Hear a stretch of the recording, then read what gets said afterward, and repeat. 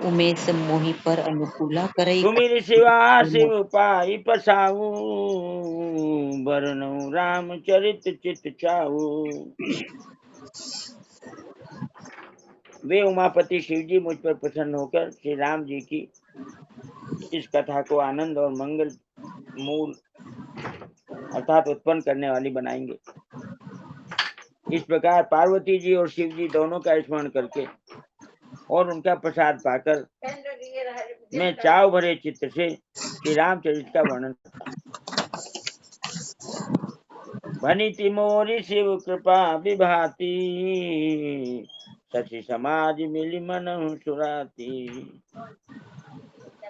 ये एक कथई स्नेह समेता, कही है सुनी है समुझ सचेता।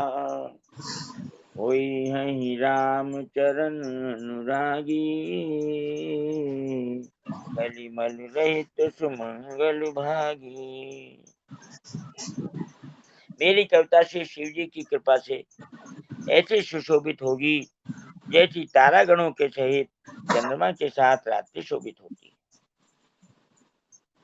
जो इस कथा को प्रेम सहित एवं सावधानी के साथ समझ बूझ कर कहेंगे सुनेंगे, वे कलयुग के पापों से रहित और सुंदर कल्याण के भागी होकर श्री रामचंद्र जी के चरणों के प्रेमी बन जाएंगे। सपने साचे मोहि पर, जो हर गौरी पसाओ। तो फुर हो जो कहूँ सब, भाषा भनित प्रभाव। यदि मुझ पर श्री शिव जी और पार्वती जी को सपने में भी सचमुच प्रसन्नता हो, तो मैंने इस भाषा कविता का जो प्रभाव कहा है वह सब सच हो। नारायण नारायण नारायण। आज नारायण। जो हमें समाचार मिला था कि श्री डूंगरदास जी महाराज पूज्य जुड़ेंगे, किंतु उनका ट्रेन समय पे नहीं है, ट्रेन लेट हो रहा है, इसलिए आज नहीं जुड़ेंगे। फिर आगे कल भी हो सकता है, जैसे वो समय देंगे। और दूसरी बात, डॉक्टर साहब जुड़े हुए हैं, तो डॉक्टर साहब बीच बीच में हम लोगों को जैसे कोई भी चौपाइयों के गहरे भाव हो आपके ध्यान में आते हो, संत महात्माओं से सुने हो, आपके विचार आते हो, तो हमें बीच बीच में मार्गदर्शन आप करते रहिए, डॉक्टर साहब से निवेदन है। और सभी भाई बहनों से निवेदन, हाँ सभी भाई बहनों से निवेदन है कि जिन्होंने भी संत महात्माओं से भाव सुने हो तो हमें व्यक्त कर सकते हैं, क्योंकि अपना ये साधक संजीवनी ग्रुप जो है, तो इसमें जो मर्म की बातें इस संदर्भ में जो अभी पढ़ा जा रहा है, इस संदर्भ में कोई भी बातें ध्यान में हो तो बताएं, कोई असुविधा की बात नहीं है, संकोच न करें। हाँ डॉक्टर साहब बताइए। हाँ, अभी राजेंद्र जी ने पूछा था ब्राह्मण और पंडित का भेद बताइए। तो ब्राह्मण और पंडित के दो दो अर्थ हैं। एक तो ब्राह्मण का सीधा अर्थ है जो ब्राह्मण कुल में उत्पन्न हुआ है, दूसरा जो ब्रह्मज्ञ है यानी जिसने ब्रह्म का अनुभव कर लिया है। और पंडित का एक अर्थ है जो शास्त्रों का जानकार है, विद्वान है। दूसरा अर्थ है जिसकी बुद्धि पंडा अर्थात सत और असत के विवेक को अच्छी प्रकार से जो युक्त है, सत असत के विवेक से, तो उसको पंडित कहते हैं। डॉक्टर साहब दूसरा बहुत ये धन्यवाद आपका। हाँ जी हाँ जी। जो साबर मंत्र की बात आई है, तो बहुत सारे ऐसे हैं जिनके अक्षर और तुकबंदी सब बेमेल है, लेकिन फिर भी वो तुरंत असर करते हैं। तो जैसे एक साबर मंत्र है जो आधे सिर का दर्द है, जिसको आधा शीशी कहते हैं, उसको मिटाने वाला है, मुझे किसी ने बताया था। वो है काली चिड़ी कल कल करे, पान फूल सब खाए, महावीर की किलकार से आधा शीशी जाए। ये एक साबर मंत्र है। इससे जो जिनको माइग्रेन की तकलीफ है अथवा जिनको आधा सिर दुखता है वो ठीक हो जाता है, ऐसा मुझे बताया गया। तो ये साबर मंत्र का अर्थ है जिसके आखिर अर्थ सब अनमेल है, लेकिन फिर भी दोबारा बोलना ये वाला मंत्र। ये मुझे किसी ने बताया था। ये है काली चिड़ी कल कल करे, पान फूल सब खाए, महावीर की कलकार से आधा शीशी जाए। इसको मारवाड़ी में आंधा शीशी कहते हैं, लेकिन वास्तव में आधा शीशी है, आधा सिर दुखता है। आधा शीर्षी है, उसका अपभ्रंश हो गया ये आधा शीशी। तो ये साबर मंत्र है, वो अनमेल है, इनका कोई अर्थ भी नहीं निकलता है, लेकिन ये भगवान शंकर की ऐसी रचना है जो जो भूत प्रेत आदि व्याधि को दूर करने के लिए ये बहुत ही तत्काल प्रभावशाली है, ऐसा बताया गया है। तो ये बात अभी मोहन भाई जी ने कही तो मन में आ गई, तो आपकी सेवा में रख दी। नारायण हाँ, नारायण। जरूर से आप जब भी जुड़ते हैं हम लोगों को तो बड़ी प्रसन्नता होती है, और जो भी भाव आते हैं आपके आपके जीवन के अनुभव हैं, रामचरितमानस हो चाहे गीता हो भागवत हो, स्वामी जी के साथ में रहे हैं, अनेक बातें होती थी। जब भी आप जुड़े तो जो भी भाव आपके मन में हृदय में प्रकट हो वो सब साधकों को देवें, जिससे हमें लाभ हो। हमारा तो एकमात्र उद्देश्य यही है भगवत प्राप्ति का, और इसमें ये सब बातें सहायक होती हैं।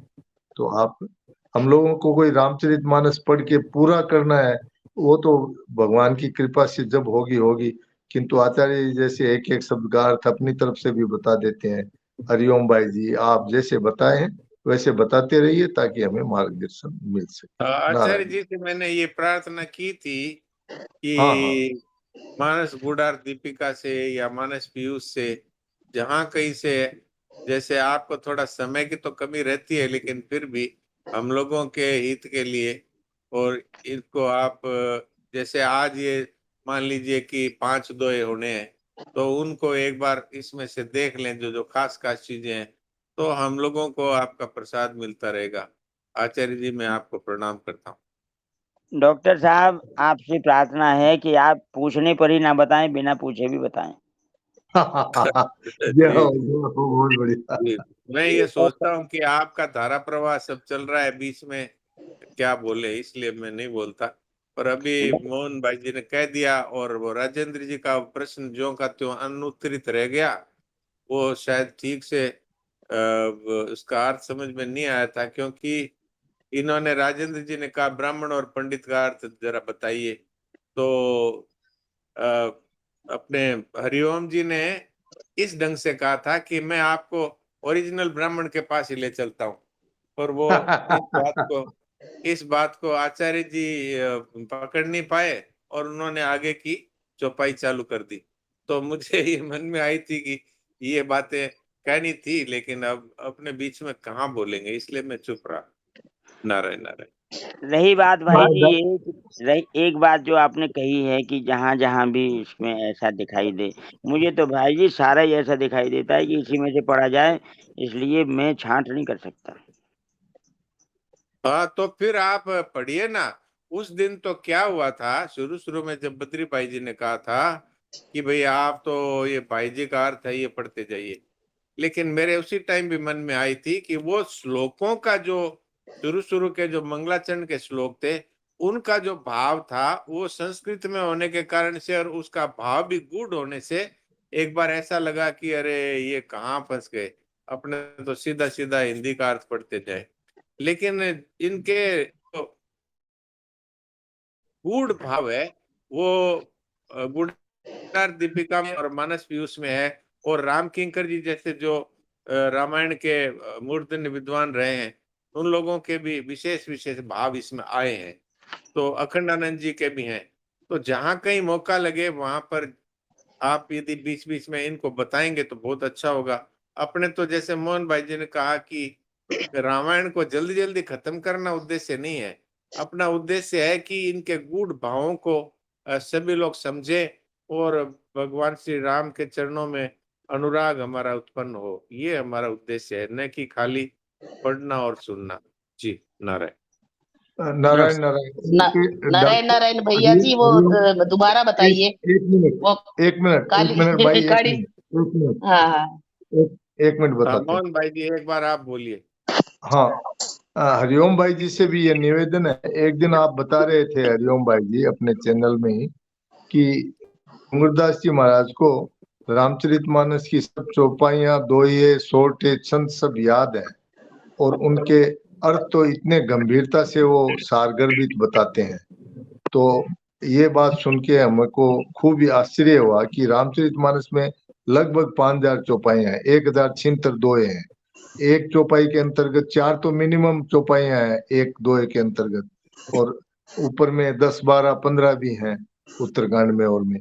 तो श्री डूंगरदास जी महाराज भी अगर हमें रामचरितमानस के बारे में माने बताएं और एक सत्र में अगर वो हमें इस सत्र को लाभान्वित करें और बताएं, तो आप निवेदन उनको कर सकते हैं, क्योंकि आप उनके नजदीक रहे हुए हैं, हम लोगों का इतना संपर्क नहीं है। तो रामचरितमानस तो आज हमारे देश में सबसे, स्वामी जी महाराज का, सेठ जी का, सब संतों का प्रिय है ग्रंथ है ये। आज कोई भी राम राम भाई जी। हाँ जी, बोलिए बोलिए। हाँ, मैं एक प्रार्थना ये कर रहा था कि मैंने उनसे एक बात ये कही थी 2, 4, 6 महीने पहले कि पूज्य मनमोहन जी महाराज जी ने कही थी ये बात कि आप ये चीज कहो तो हो सकता है स्वीकार कर लें। तो मैंने उनसे कहा कि रामचरितमानस में 5 प्रकरण ऐसा है महाराज जी कि जिसमें गहरा भाव पकड़ में नहीं आता, ऐतिहासिक कथा तो पौराणिक मिल जाती है। जैसे निषाद राज का प्रकरण है लक्ष्मण जी के साथ में, केवट का भगवान राम के साथ है, लक्ष्मण जी का भरद्वाज जी के साथ है, और उधर भगवान का वशिष्ठ जी के साथ 14 स्थान है, माता सबरी का है, और अहिल्याबाई का उद्धार का प्रकरण है, और काकभूषुंडी रामायण। तो ये 5 प्रकरण में महाराज जी कभी किसी समय आप कुछ विशेष भाव के साथ सुनाइए। तो बोले कि जब रामचरितमानस का कहीं पारायण हो रहा हो साधकों द्वारा, उस समय जब प्रकरण जब आवे तो उस प्रकरण के अनुसार वो बातें रखी जाए तो ज्यादा उचित बैठती भी हैं। तो सही भी बात है। तो मेरे मन में ये बराबर बना रहा है कि कहीं हमारे ग्रुप में अगर कभी रामचरितमानस पाठ शुरू होगा तो ये बात हम लोग मौके पर रख सकते हैं कि जब जो प्रकरण ये 5 6 में से आ जाए तो उनसे कहा जाए कि महाराज जी इसका गूढ़ रहस्य बताएं। एक छोटी सी बात निवेदन करना है कि मैंने खुद ही पूछा था कि महाराज जी तुलसीदास जी तो भगवान राम को बहुत मानते थे, लेकिन जहाँ लंका का प्रकरण आता है तो लंका को वहां कहते हैं और राम जी को यहाँ कहते हैं। यहाँ राम और वहां निशाचर रहा सशंका, तो यहाँ वहां कहते हैं। लेकिन जब भरत जी का प्रकरण आता है तो राम जी को भी वहां कह देते हैं और भरत जी के पास चले आते हैं यहाँ। तो मुस्कुरा के रह गए। तो कहने का तात्पर्य है कि ये बहुत सी ऐसी गुड़ बातें हैं जो हम लोगों को मिलेगी तो साधक भाई बहनों का उत्साह बढ़ेगा। और संत महापुरुष तो नवनीत समाना ही है, हम लोगों को प्रसाद देने के लिए तत्पर रहते ही है। बस हम लोगों की जिज्ञासा बढ़े।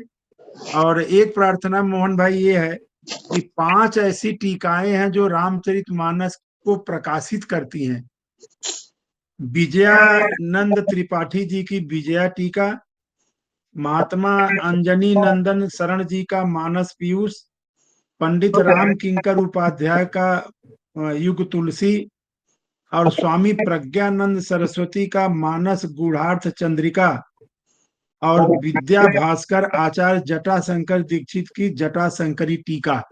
तो जिन भाई बहनों के पास कहीं भी अगर मिल गई हो किसी के पास, तो वो थोड़ा सा समय दे करके इसमें चौपाई जो हम लोग पढ़ते चल रहे हैं आचार्य जी, वहां कोई चीज पकड़ में आए तो जिसके पास ये पुस्तक रहे वो अपनी बात उठा सकते हैं कि यहाँ पर जैसे अभी साबर मंत्र की बात आई थी, ऐसे ही कोई गूढ़ बात आवे तो जिनके पास है वो देख सकते हैं और हम लोगों को लाभ दे सकते हैं। जी प्रणाम। हाँ नारायण, ये बात आपका ठीक है, किंतु उसमें व्याकरण संबंधी बहुत बातें हैं। हम लोग को नहीं, तो जो प्रेम रस भाव की, की हो भक्ति भाई की जी, जो जो भाव की बातें हो, व्याकरण नहीं, जो भाव हो वो। हाँ तो ठीक है। तो हमारा निवेदन आपसे ये था कि अगर ये एक सत्र है रामचरितमानस का, अगर डूंगरदास जी महाराज स्वीकार कर लें और हम लोगों को संबोधन करे तो बहुत उत्तम होगा। हालांकि वे हाँ जी बहुत ही जी, श्रेष्ठ बहुत श्रेणी के बढ़िया संत बहुत हैं, बढ़िया। किंतु हम लोगों को ये लाभ मिल जाए भगवत कृपा से, आपका उनसे बातचीत होता रहता है और आपकी बात स्वीकार कर लें तो ये बहुत ही उत्तम होगा। क्योंकि रामचरितमानस की पूरी बातें गंभीरता से बताना, हमारे राम किंकर जी महाराज थे, राजेश्वरानंद जी थे, आज मुरारी बापू भी हैं, किंतु ये एक सत्र वो ले लें तो बहुत कृपा होगी उनकी, ऐसा हमारा निवेदन है। जी आचार्य जी ये निवेदन कर रहा हूं मैं, आप भी जी हरिओम भाई जी को बोल दीजिए तो बढ़िया रहेगा, हम उससे हाँ लाभान्वित। हरिओम भाई जी, हमारे बोलने की आवश्यकता है क्या? आपसे सब निवेदन कर रहे हैं, हम भी साथ में मिले हुए हैं कि आपके पास में जो ज्ञान है, पहले भी कहा था हमने, आप उसको बांटिए, बांटने से बढ़ता है ज्ञान, ऐसा हमने सुना है। और चुपचाप दबाए रखते हैं तो वो खत्म हो जाता है, लुप्त हो जाता है। नहीं नहीं, ऐसा नहीं है आचार्य जी, ये स्वयं जहां से आता है, मैं आप लोगों को एक वाक्य के द्वारा आप लोगों को वही ले चल रहा हूं जहां से मांगने की दरवाजे सब बंद हो जाते हैं, जरूरत नहीं पड़ती है, अपने आप आता है। एक लाइन सुना जरा आप लोग।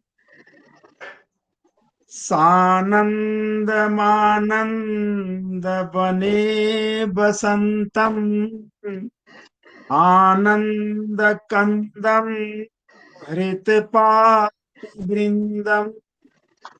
वाराणसी नाथमनाथनाथं, श्रीविश्वनाथं शरणं प्रपद्ये, श्रीविश्वनाथं शरणं प्रपद्ये। वहां से अपने आप आएगी, अपने आप प्रवाहित होके आएगी। इतने भक्त भगवान के सहारे खड़े हैं, अपने आप आएगी। सबको प्रणाम। भाई राम ये जो राम। हरिओम भाई ने जो अभी बोला है, शरणम प्रपद्ये, ये वाला श्लोक ही है शायद ये, जो हमारे राधे श्याम जी खेमका थे, वो इसको मंगलाचरण में बोला करते थे। अच्छा अच्छा अच्छा अच्छा। ये श्री काशी विश्वनाथ मंत्र है, ये इसका नाम है श्री काशी विश्वनाथ मंत्रम। जी राम राम आचार्य जी। जी आचार्य जी, रामायण के विषय में एक विलक्षण जानकारी अभी मिली हमको थोड़े दिन पहले जी कि रामायण में जितनी भी चौपाइयां हैं 10-12 चौपाइयों को अगर छोड़ दें तो कोई भी चौपाई बिना रह और बिना मैं के नहीं बनी है। हरिओम जी बताएंगे। खाली 1-2 चौपाई जैसे उदाहरण दिए थे, मेरे को बताए थे कि झूठा ही लेना झूठा ही देना, ये जो चौपाई है इसमें नहीं है। ऐसे ही 5-7-10 चौपाइयां हैं जिसमें नहीं है, बाकी सब में राम और रह और मैं है।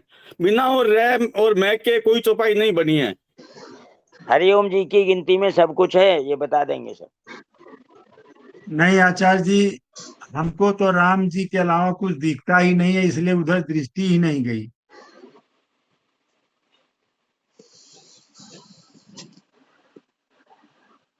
एक काम करेंगे, कल थोड़ा सभी, कल उम्मीद है जुड़ने की महाराज जी के, तो डूंगर जी महाराज से ही अपने सलाह करके तय करेंगे हाँ कि भाई हाँ, अपने बिल्कुल किस तरह बिल्कुल। से रामचरित मानस पढ़ना है, ताकि क्या ऐसे तो कंफ्यूजन हो जाएंगे, और महाराज जी जो कहेंगे ना अपने उस पे चलेंगे, क्योंकि महाराज जी को बस रामचरित मानस का इतना है।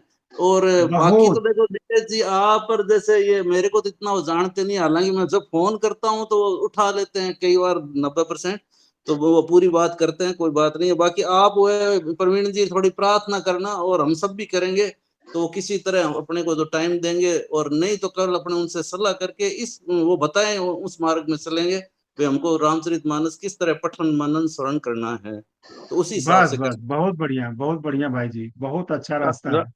राम राम सुरेश जी। अभी अभी डूंगरदास जी महाराज आए थे ना ऋषिकेश, तो उनको मैंने कहा था कि आप पहले तो आते थे हमारे इस ग्रुप में, आजकल आते नहीं हैं। जी। तो गुलाब सिंह जी हंसने लगे, बोले कि आजकल हमारे ग्रुप में भी कम आने लग गए हैं, और महाराज जी भी हंसने लगे। फिर दूसरे दिन मैंने और बोला उनको, फिर वो हंसने लगे, के बोले ठीक है आएंगे हम। महाराज जी कहते तो है, बाकी हो सकता है व्यस्त रहते होंगे, फिर भी अपने प्रार्थना करेंगे ना तो जरूर संत प्रार्थना स्वीकार करते हैं, ठाकुर जी प्रार्थना